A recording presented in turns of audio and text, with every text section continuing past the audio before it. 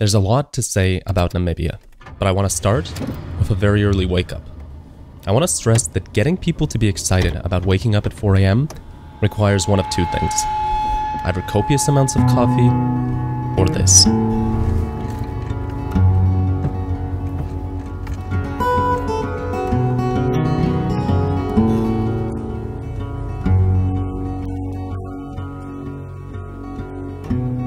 Broken wing, forgotten dream, shattered thing that a man's hands can't ever mend. There's a lot I could try and say here, but to be honest, I think I held my breath through just about everything you're about to see. So maybe it's better if I don't. Will we see you again?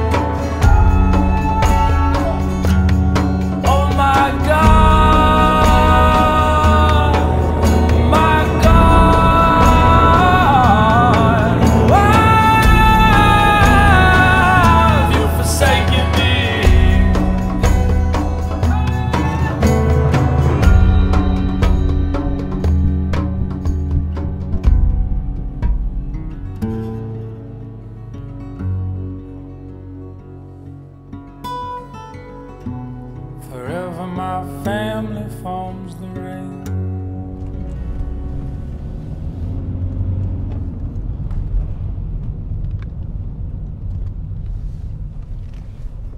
I think I've started to associate mirages, especially those seen at the end of long stretches of road, with adventure. I did as a kid, and I've started to do so again now. And it's exactly these mirages that somehow hide with them an uncertainty about what's to follow. In our case, the first mirages we saw in Namibia hid behind them the gates of Etosha National Park, one of the largest natural parks in Namibia and the home of animals we had only dreamt of seeing as kids. Всъщност влязахме. Предполагате ли времето си напълно, просто ви предлагам, нали, примерно, утре да изразходвате времето за тази част и след това другия ден да примерно да видите тази част. Ако искате да направите всичко за един ден, това е абсолютно почти невъзможно.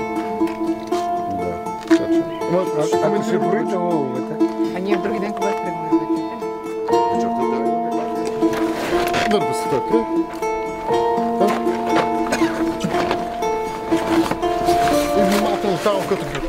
Behind these gates, we were immediately flooded with a certain anticipation that created an air in which everyone suddenly found themselves back in other adventures, and journeys with similar excitement.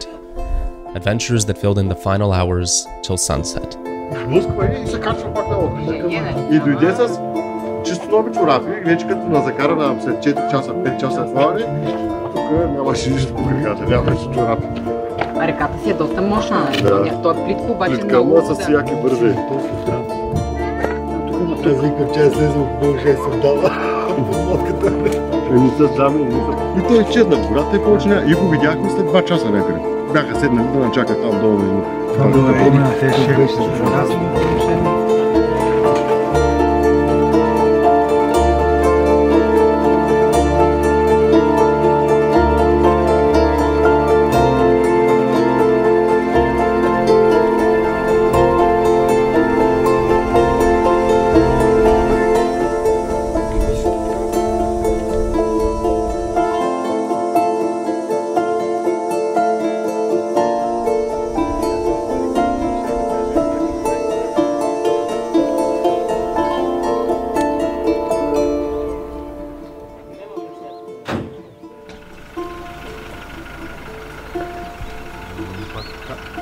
правилно писнах честно така. Може и до тази така вече.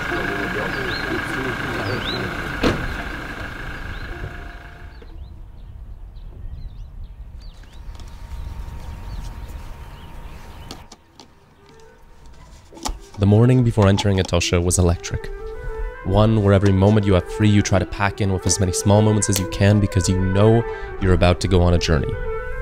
And suddenly, you're racing forward, afraid to peel away your eyes for even a moment because you know that everything happens when you're not looking, in between the dust and the trees. Thankfully, some of the most important sights are the ones that happen right in front of you.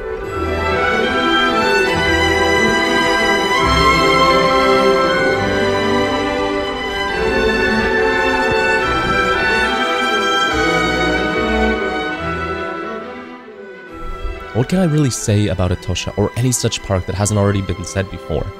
It's childhood. It really is. There's this endless anticipation behind every corner of the road.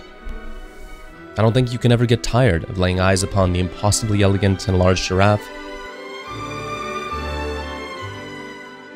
the ostrich and its submarine stature, or the rhino that always seems just that tiny bit too far. Or what about the illusion-inducing zebra?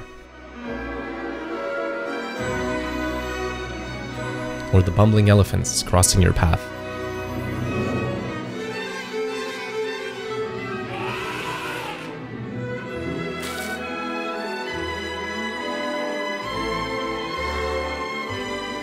It's this endless anticipation behind every corner and the road that winds on and on past your imagination.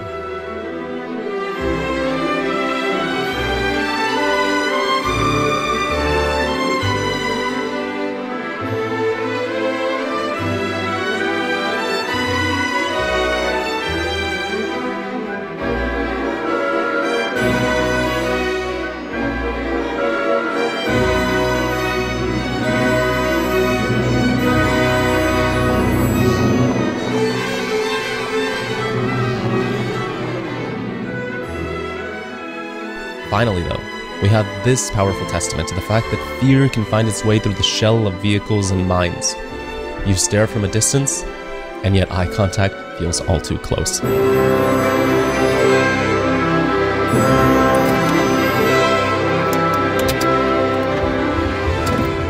Leaving the wonder of Etosha behind was like awaking from a dream.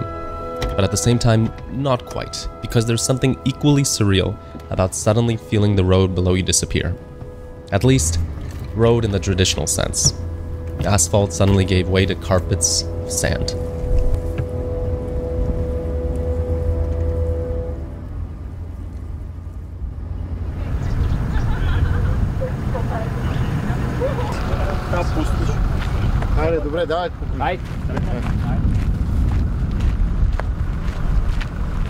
And it was exactly this sand that carried us to the modern home of the Damara tribe. A home that, although touristic at first, reminded us of the benefits of having tourists in a place like this.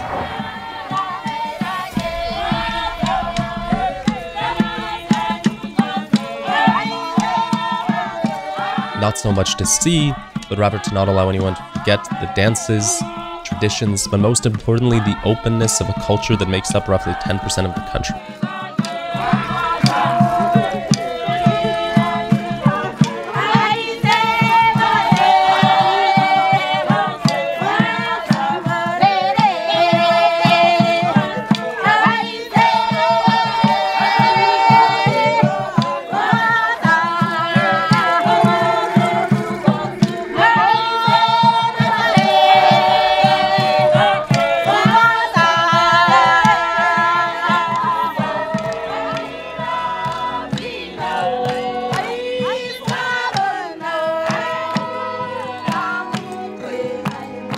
As enticing as all this was, there are moments when the wind picks up again, and you have little choice but to let it carry you to wherever it wishes to next.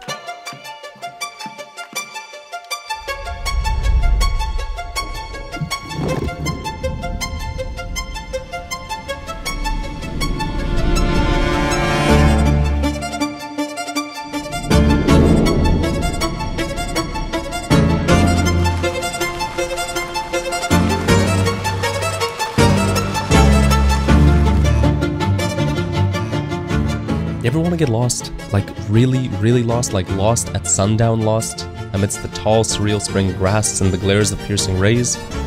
Well, you can. In fact, you should.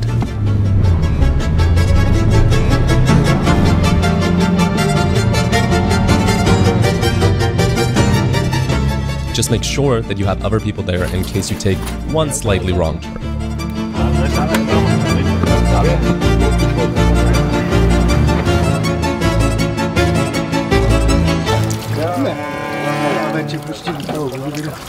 One flat tire later and we're at SPITZKOPPE, and before I say anything about this place, soak it in a bit. We had the opportunity to do so right as the sun was setting.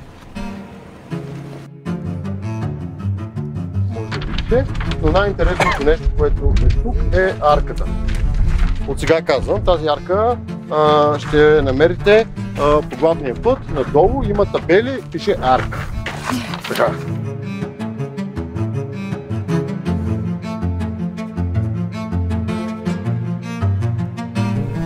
SPITZKOPPE is this impossible canyon, a beautiful smooth granite that serpentines around you and embraces you within its walls.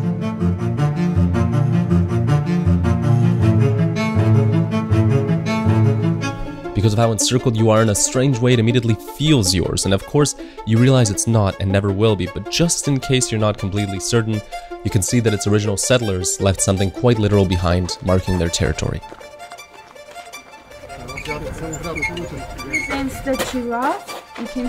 But that doesn't mean you shouldn't keep exploring, if only to look for places that haven't yet been claimed.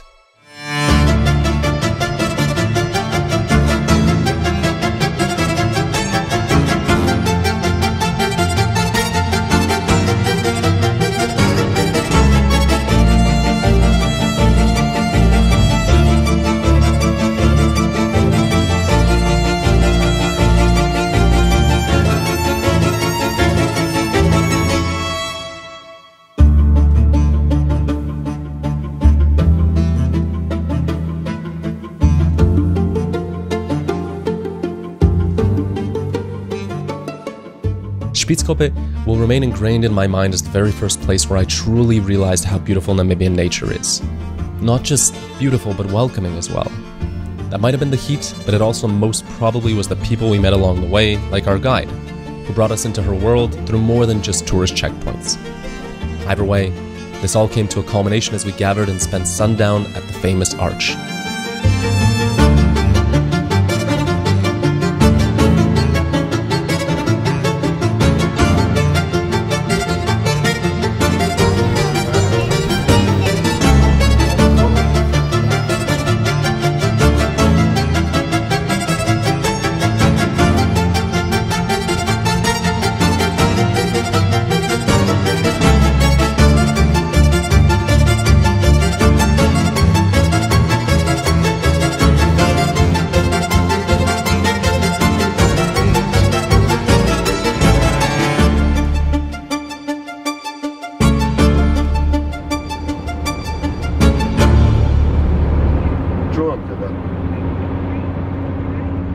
I spent a good portion of my childhood watching these road trip films about going on long stretches into nothingness and just looking for that something that will justify everything else. I guess because of this I often gravitate to the moments of pause in between each awe-inspiring next stop, because somehow in between the familiar chatter of where to go to next, the buzz of electricity poles around you, and the distant rush of cars, you realize maybe for the first time that you really truly are far from home, despite the familiar surroundings.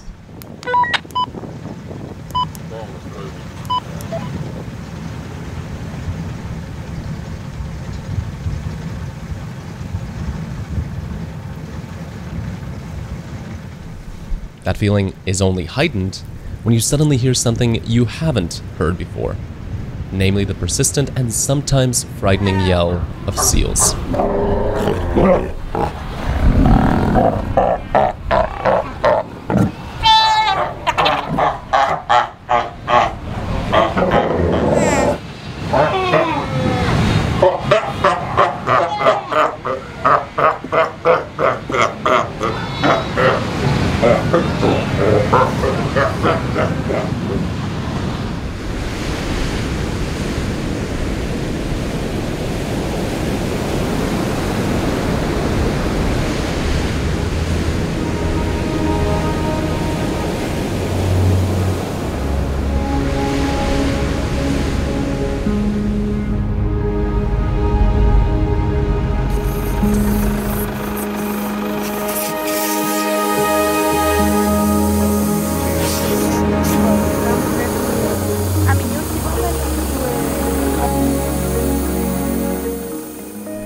rare that I find myself with a lack of footage. Looking over everything that I have from our travel to Sandwich Harbor, the famous collection of dunes that end right where the ocean begins, I realize that this is, in fact, one of those rare moments.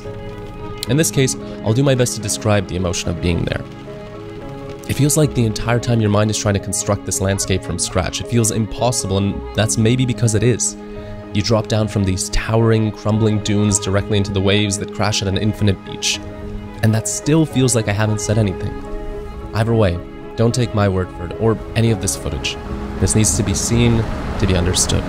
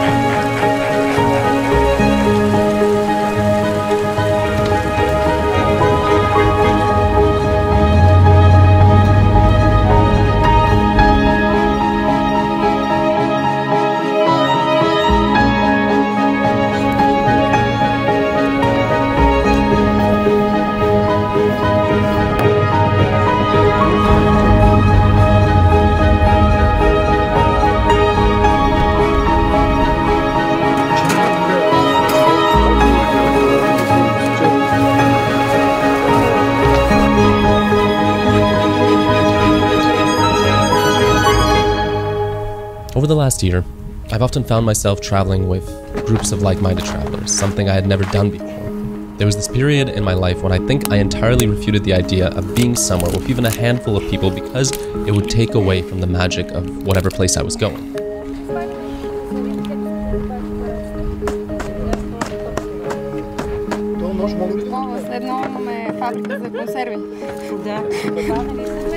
This trip to Namibia was nothing if not a testament against exactly that thought.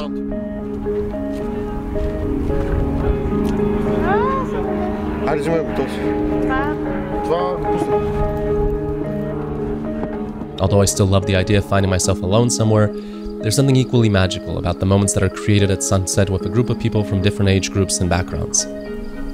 One in which you listen to photos being created, lobsters being prepared for dinner, and conversations overlapping into the night.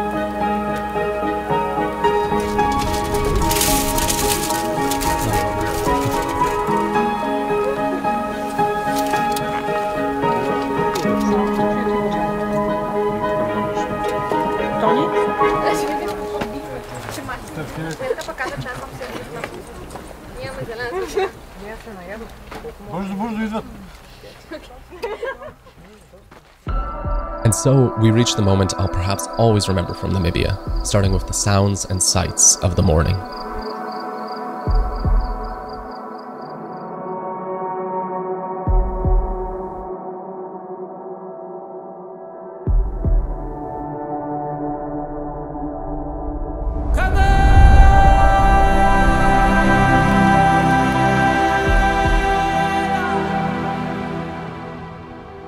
Big Daddy is one of the tallest dunes in all of Namibia, and it stood before us a towering expanse of ever-shifting ground that oftentimes seemed daunting to the point of turning back. But finally, despite the heat, we found ourselves above the world we had spent the last 2 weeks crossing.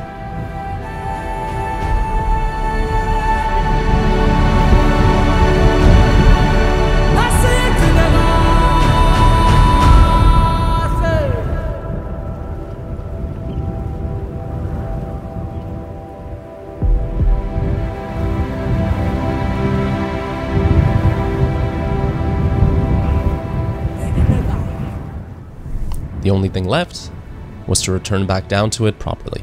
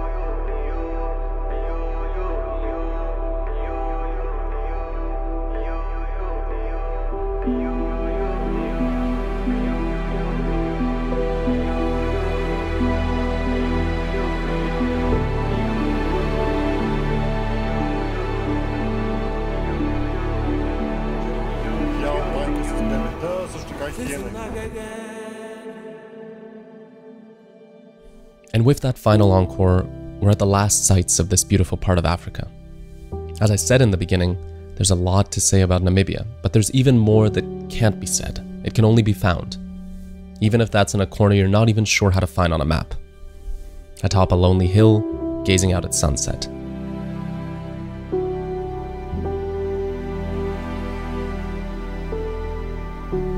Namibia stretches out, from the roar of Etosha's lions and ends in the golden grass of its fields mid-spring. Let it show itself to you, whether alone or not.